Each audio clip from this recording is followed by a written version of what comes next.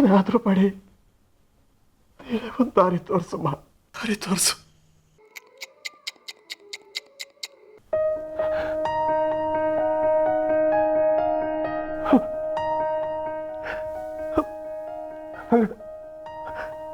ಅಂದ್ರೆ ಅಂದ್ರೆ ಭುವನ್ ನನ್ನ ಮಗ.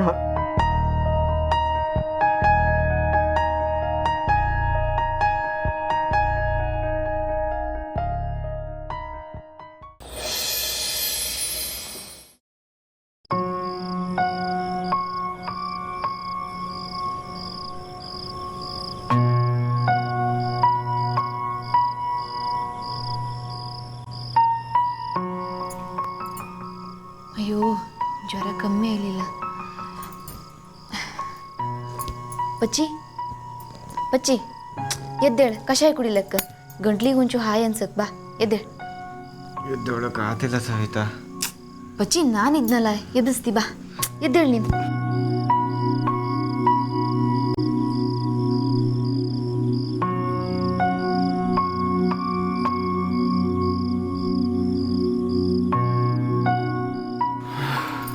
ಈಗ ಕುಡಿ, ಕಷಾಯ ಕುಡಿ ಕುಡಿ.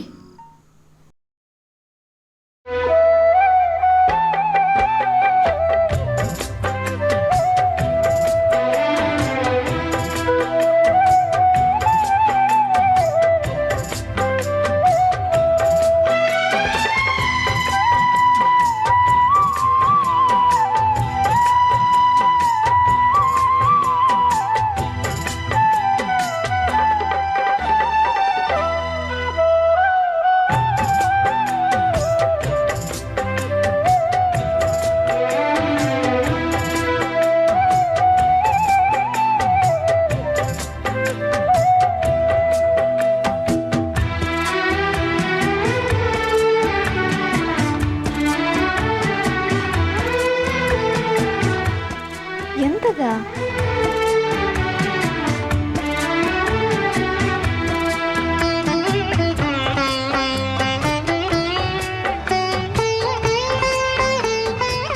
ಪಚ್ಚಿ? ಕುಡಿ, ಚೂರು ಕುಡಿ. ನಾಳೆ ಬೆಳಿಗ್ಗೆ ಹೋಗಿ ಪ್ಯಾಟಿ ಡಾಕ್ಟರ್ ಹತ್ರ ತೋರಿಸ್ಕೊಂಬ, ಸರಿಯಾ? ಇದು ಕುಡಿ, ಬೇಗ ಗುಣ ಆತ್ ಪಚ್ಚಿ. ಚೂರು ಕುಡಿ. ಜಾಣ.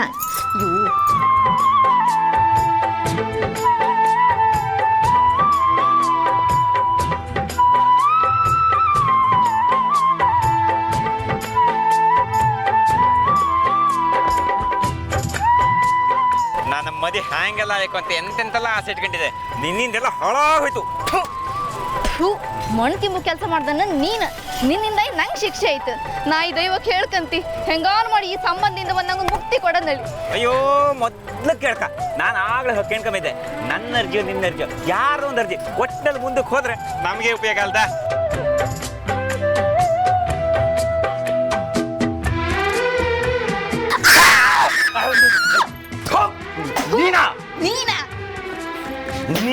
ನೀ ಅಂತ ಕೇಳಿ ಬಂದಿದ್ದು? ಬಂದದ್ ನಾನಲ್ಲ, ಬಂದದ್ ನೀನು. ನಾ ಬಂದ್ಕೊಂಬದಿ ಮೂಲಿ ಬಂದ್ಕೊಂಡ ಈಗ ನಾಟಕ ಮಾಡ್ತೀಯನ?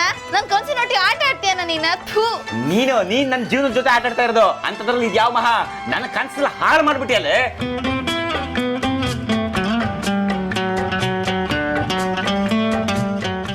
ಎಂತಾಯ್ತ ನಿಂಗೆ? ಎಂತ ಕಂಕಂತಿದ್ದೆ? ನೀ ಕಷಾಯ ಕುಡಿ ಕುಡಿ.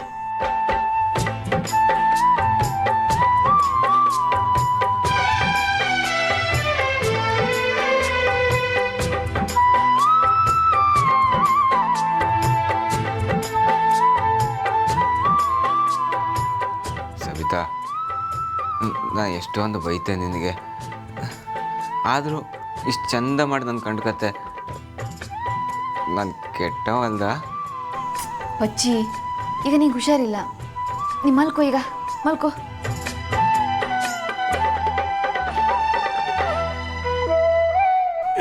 ಮಲ್ಕೋ. ಹೊತ್ತಿಗೆ ಹಾಕ್ತೆ.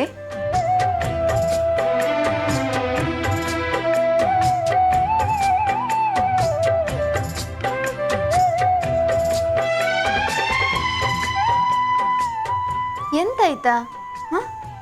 ಕಾಣ್ತಿದ್ದೆ ಹಾಗೆಲ್ಲ ಕಾಂಬುಕಾಗ ಹಾಗೆಲ್ಲ ಕಾಣ್ತಾ ಇದ್ರೆ ಪ್ರೀತಿ ಬಂದ್ಬಿಡುತ್ತೆ ಅಷ್ಟೇ.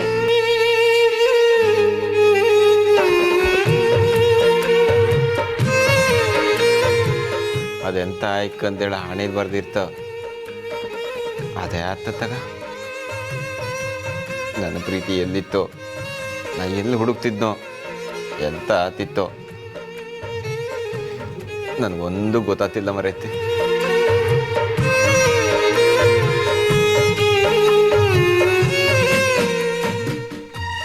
ಅಜ್ಜಿ ಆಕಾಶದಾಗಿರೋ ಹೂ ಬೇಕು ಅಂತೇಳಿ ಹಾರಿ ಹಾರಿ ಸುಸ್ತಾಯ್ತು. ಕೈಯಲ್ಲಿರೋ ಪಾರಿಜಾತ ಮುಡಿಯೋರಿಲ್ದೆ ಬಾಡಿತ್ತು. ಅಜ್ಜಿ ಜ್ವರಕ್ಕೆ ನೀ ಎಂತೆಂತೆಲ್ಲ ಮಾತಾಡ್ತಿದ್ದೆ, ನೀಗೀಗ ಆರಾಮ ಬೇಕು, ಮಲ್ಕೊ ನೀನು.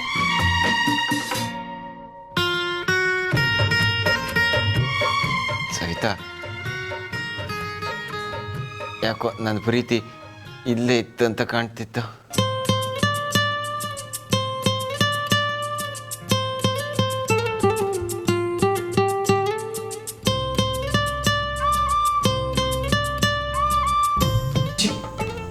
ಪಚ್ಚಿ ಗೆಜ್ಜೆ ಶಬ್ದ ಆತಿತ್ತು, ಶ್ರದ್ಧಾ ಅಕ್ಕ ಬಂದ್ರೇನೋ ಒಂಚೂರೊಟ್ಟಿ ಮಾತಾಡ್ರೆ ಸ್ವಲ್ಪ ಸರಿ ಹತ್ತೇನೋ.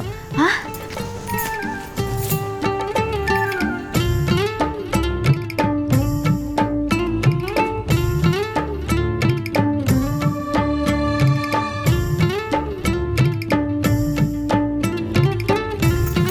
ಸವಿತಾ, ಎಂತ ನೇತ್ರ ಕೊಂಚೂರು ಮಾತಾಡಕ್ಕೆ ರೂಮಿ ಬಾ.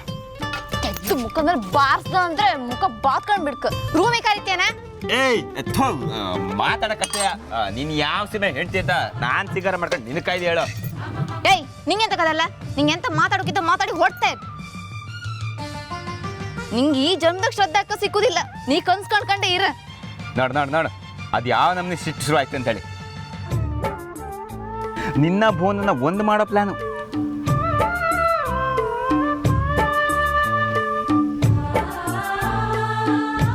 ನಿನ್ನ ಬೋನನ್ನ ಒಂದು ಮಾಡೋ ಜವಾಬ್ದಾರಿ ನಂದು. ಅದಕ್ಕೆ ಎಂತ ಮಾಡ್ಕಂತೇಳಿ ನನಗೊಬ್ಬಗೆ ಗೊತ್ತಿರೋದು. ನೀನು ತಲೆ ಕಟ್ಕೊಬೇಡ ಆಯ್ತಾ? ಪಚ್ಚಿ ಈ ಮಾತಾಡ್ತಿದ್ ನೀನಾ? ಯಾವ ಹೆಣ್ದೇವ್ರಿಗೆ ಬೇಡ್ಕೊಂಡೆ ಮಾರೆ, ಇಷ್ಟು ಒಳ್ಳೆ ಬುದ್ಧಿ ಕೊಟ್ಟಿದ್ ನಿಂಗೆ. ಇದೇ ನನಗೆ ಆಗೋದಿಲ್ಲ ಅಂತ ಹೇಳೋದು. ನಾ ಎಂತ ಹೇಳಿದ್ರೆ ಅದಕ್ಕೆ ಮತ್ತೊಂದು ಹೇಳೋದು.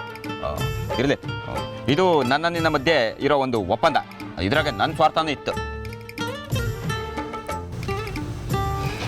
ನಿಂಗೆ ಭುವನ್ ಸಿಗಂಗೆ ಮಾಡ್ತೆ, ನನಗೆ ಮೇಡಮ್ ಸಿಗಂಗೆ ನೀನು ಮಾಡ್ಕೊ ಆಯ್ತಾ? ಶಾಲಿ ಕೂಸೆ, ನನ್ನ ಮನಸ್ಸಲ್ಲಿ ಬೇರೆ ಎಂಥದೋ ಆತೈತೆ, ಹೇಳಕ್ಕೆ ಗೊತ್ತಾಗ್ತಿಲ್ಲ.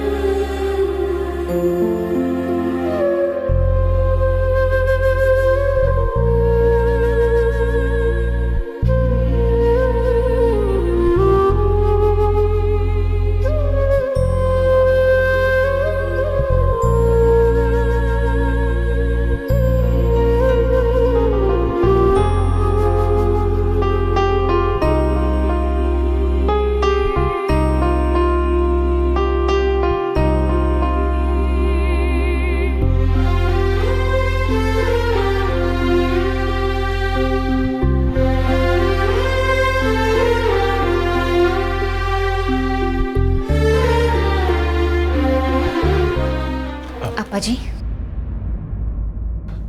ಬಾಮ್. ಪರವಾಗಿಲ್ಲ ಅಪ್ಪಾಜಿ, ನೀವು ನಿಮ್ಮ ಕುಟುಂಬದ ಜೊತೆ ಯಾವುದೋ ಲೋಕದಲ್ಲಿ ಮುಳುಗೋಗಿದ್ರಿ. ನಾನು ನಿಮ್ಮನ್ನ ವಾಪಸ್ ಈ ಲೋಕಕ್ಕೆ ಎಳ್ಕೊಂಬಂದ್ಬಿಟ್ಟೆ, ಕ್ಷಮಿಸಿ ನನ್ನ. ಯಾವ ಕುಟುಂಬ? ಯಾರ ಕುಟುಂಬನಮ್ಮ?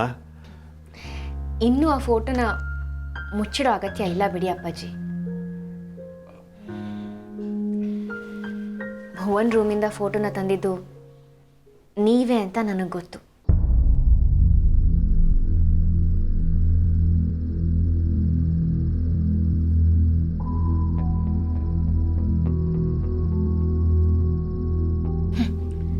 ದೇವರು ಎಲ್ಲರಿಗೂ ಕಣ್ ಕಟ್ಟಿ ಕಣ್ಣ ಮುಚ್ಚಲೆ ಆಡಕ್ಕೆ ಬಿಟ್ಬಿಡ್ತಾನೆ ಅಲ್ವಾ ಅಪ್ಪಾಜಿ?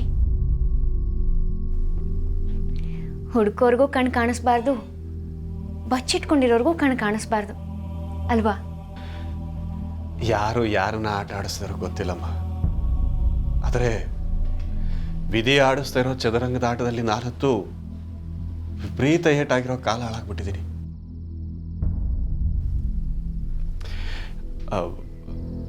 ಅಲ್ಲಮ್ಮ, ನನಗೊಂದು ಅನುಮಾನ. ನನ್ನ ಹೆಂಡತಿ ಫೋಟೋ ಭುವನ್ ರೂಮಲ್ಲಿ ಹೇಗೆ ಬಂತು ಅಂತೇಳಿ. ಎಲ್ಲದಕ್ಕೂ ಕಾಲ ಕೂಡ್ ಬರಬೇಕು ಅನ್ನೋದು ಇದಕ್ಕೇನೆ ನೋಡಿ. ಇನ್ನು ಮೇಲೆ ನಿಮಗೆ ಯಾವುದೇ ಗೊಂದಲಗಳು ಇರೋದಿಲ್ಲ ಅಪ್ಪಾಜಿ. ನಿಮ್ಮ ಕಣ್ಣು ಸುತ್ತ ಕಾಲಿನ ಅತ್ತ ಇತ್ತ ಸುಳಿದಾಡ್ತಾ ಇರೋ ಕರುಳು ಬಳ್ಳಿ ಇನ್ನು ಯಾರೂ ಅಲ್ಲ, ಇದೇ ಭುವನ್ ಅಪ್ಪಾಜಿ. ನಿಮ್ಮ ಮಗ ಮತ್ಯಾರೂ ಅಲ್ಲ, ಇದೇ ಭುವನ್ ಅಪ್ಪಾಜಿ.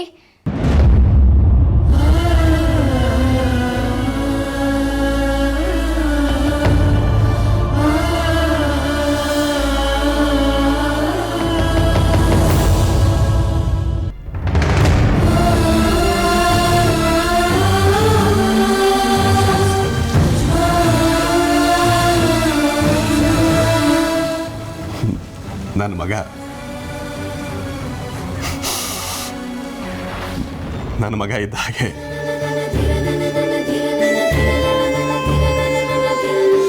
ಭುವನ್, ನಿಮ್ಮ ಅಜ್ಜಿ ಹೆಸರೇನು? ಭುವನೇಶ್ವರಿ ಅಂತ.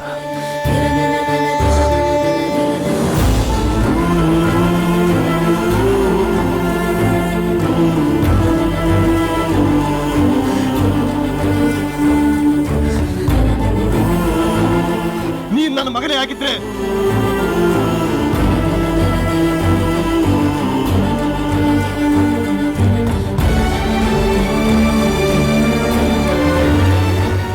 ಈ ಅಪ್ಪ ಮಗನ ಒಟ್ಟಿಗೆ ನೋಡೋದೇ ಒಂಥರ ಖುಷಿ.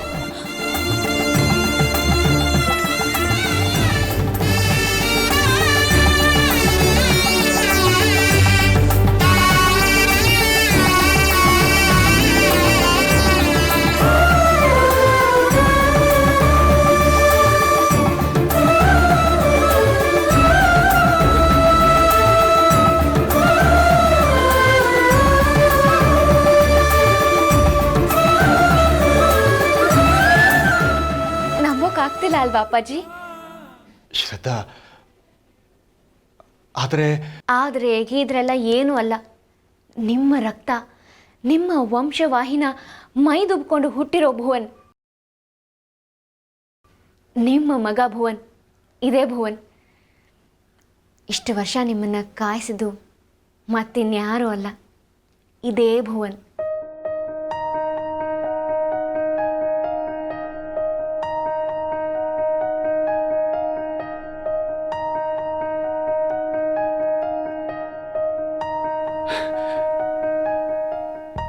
ಅಥವಾ ಇನ್ನೂ ಒಂದ್ಸಲ ಮೋಸ ಹೋಗ್ಬೇಕ ನಾನು?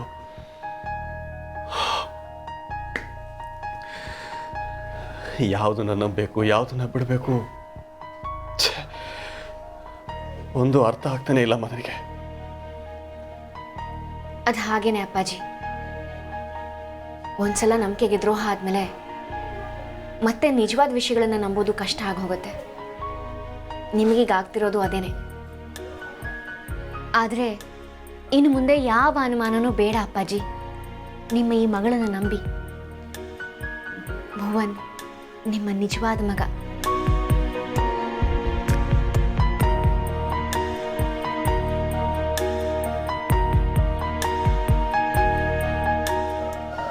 ಮತ್ತ್ಯಾಕೆ ನನ್ನ ಮಗ ನನ್ನಿಂದ ಇಷ್ಟು ದೂರ ಇದ್ದಾನೆ? ಇಷ್ಟು ಹತ್ತಿರದಲ್ಲೇ ಇದ್ರು ನನ್ನನ್ನು ಅಪ್ಪ ಅಂತ ಯಾಕೆ ಕರೀತಾ ಇಲ್ಲಮ್ಮ? ಯಾಕೆಂದ್ರೆ ನೀವು ಅವ್ರ ಅಪ್ಪ ಅನ್ನೋ ವಿಷಯ ಅವ್ರಿಗೆ ಗೊತ್ತಿಲ್ಲ ಅಪ್ಪಾಜಿ.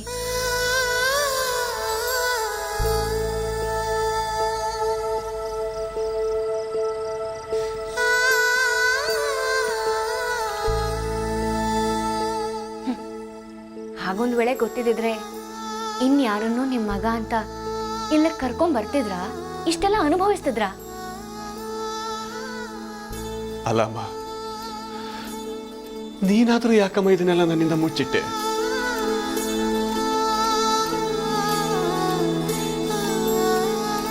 ಅಪ್ಪಾಜಿ, ಬಹಳ ದಿನಗಳಿಂದ ನಾನು ನಿಮಗೆ ಈ ವಿಷಯ ಹೇಳಬೇಕು ಅಂತ ಒದ್ದಾಡ್ತಾ ಇದ್ದೀನಿ.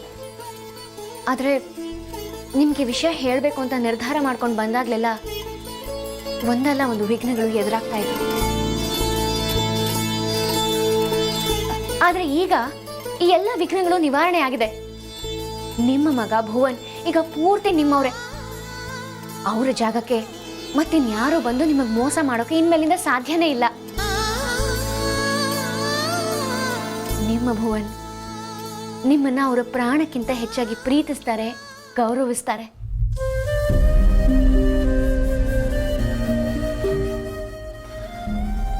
ಅವನ್ನ ನಾನು ಈಗಲೇ ನೋಡ್ಬೇಕು ಕಣಮ್ಮ. ಅವನ್ನ ಬಿಕ್ಕಿಯಾಗಿ ತಪ್ಕೊಂಡು ಅವನ ಕಾಲಡಿ ಕುಸ್ತೋಗೋಷ್ಟು ಹತ್ತು ಬಿಡಬೇಕು ಅಂತ ಅನಿಸ್ತಾ ಇದೆ. ನನ್ನ ಮಗ ನಡಿಬೇಕು,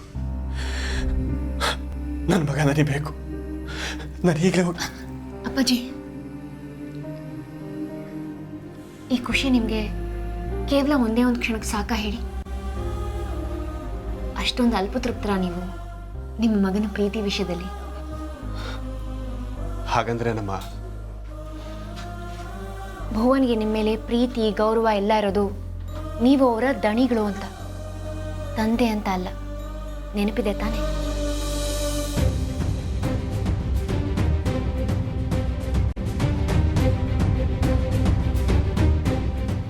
ನೀವೇ ಎಷ್ಟೋ ಸಲ ನೋಡಿದ್ದೀರಲ್ಲ ಅಪ್ಪಾಜಿ, ತಂದೆ ಅನ್ನೋ ಶಬ್ದ ಎತ್ತಿದ ಕೂಡಲೇ ಭುವನ್ ಅದೆಷ್ಟು ಸಿಟ್ಟಾಗ್ತಾರೆ ಅಂತ.